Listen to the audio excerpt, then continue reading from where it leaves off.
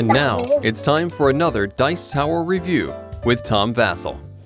One of the mechanics that most people who play games know is that from Settlers of Catan, where they will roll dice and get resources.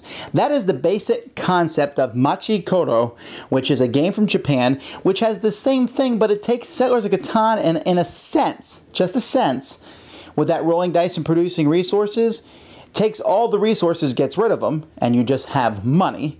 And then gets rid of the board and changes the resources that you're rolling for to cards. Let me show you how the game works, and I'll be back.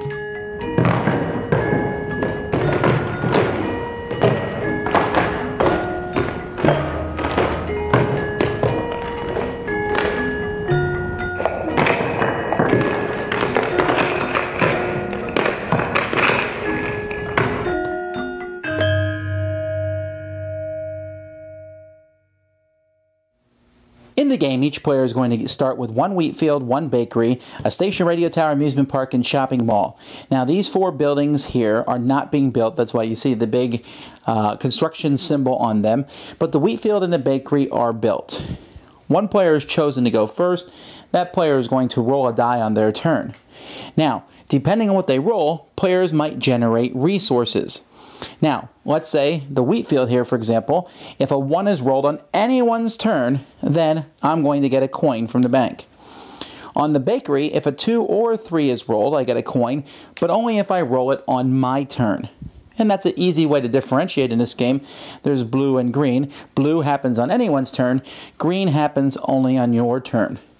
After you're done getting resources, you have the option of buying a new building. And there's several new buildings available. You can buy more of the same type of building, so I could buy wheat field so that whenever a 1 is rolled, I'll get 2 coins. Or another bakery on my turn, if a 2 or 3 is rolled, I will get 2 coins. Other buildings that you can buy a ranch, which gives you a 1. When anybody rolls a 2.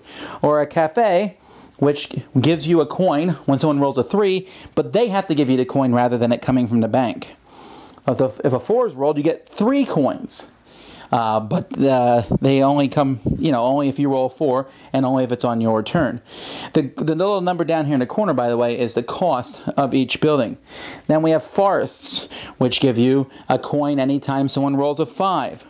6s are a little bit different. There's actually 3 different 6s, the business center, TV station, and a stadium. Each one of these buildings has specialties to it. This one here gives you 2 coins from all the players, but only if you do it on your turn. This one here, if it's your turn, you can take 5 coins from one player.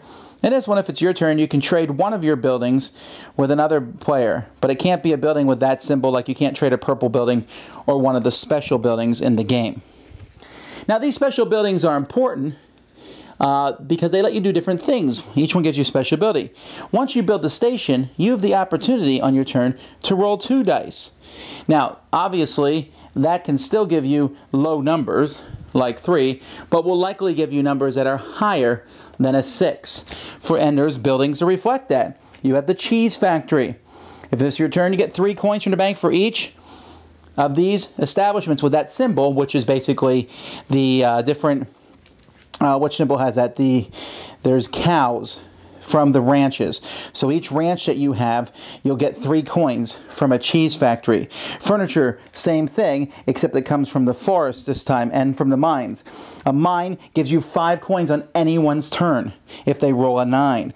A 9 to 10, you take 2 coins from the person who rolled the die. A 10, the apple orchard, you get 3 coins from the bank anytime someone rolls a 10. And 11 to 12, you get 2 coins for every wheat field that you have, every apple orchard you have, so you could get quite a bit of money. And so you have the choice between buying all these different buildings on your turn. You can also build the radio tower. It's really expensive, 22, but lets you re-roll the dice each turn if you want. The amusement park costs 16, and if you roll matching dice, you get another turn. And the shopping mall gives you 1 coin from all your red buildings and any building that has bread, like the bakery establishments. Now, once you've built all 4 of these, you win the game. So you have to decide which ones to build in which order to get their special abilities. Like I said, the first person who builds all 4 wins the games. Players will continue taking turns, rolling dice and building buildings until someone has built all 4 of those. I am totally bedazzled by this game. This was really fun. I mean, when I got it out, I'm like, okay, you roll dice. Ooh, you got a coin, you got a coin. I didn't get a coin. Roll some dice. Oh, you got something, I got something. I thought, this seems kind of lame. But as time went by, I just found, wow, this is just a really enjoyable game. Let's play it again.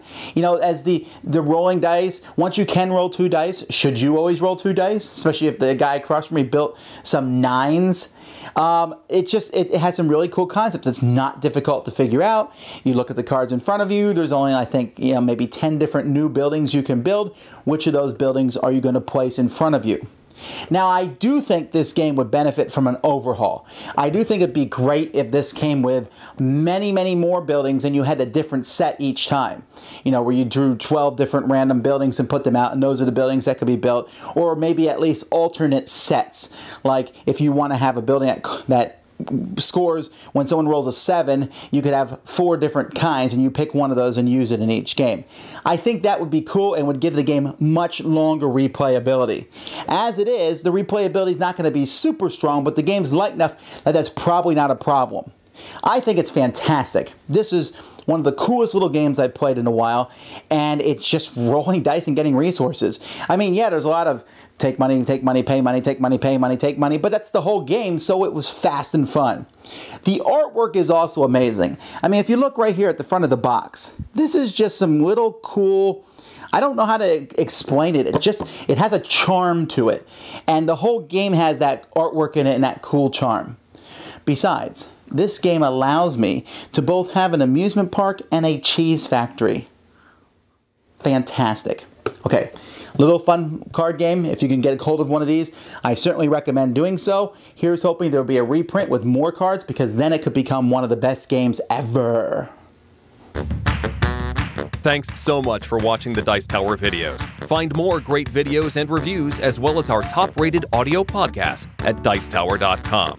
You can also find other great shows at Dicetowernetwork.com. I'm Eric Summerer, and you've been watching The Dice Tower. The Dice Tower is sponsored by Cool Stuff Inc., where you can find great games for great prices. Cool stuff in stock. Check them out at CoolStuffInc.com. Hey, shut the door!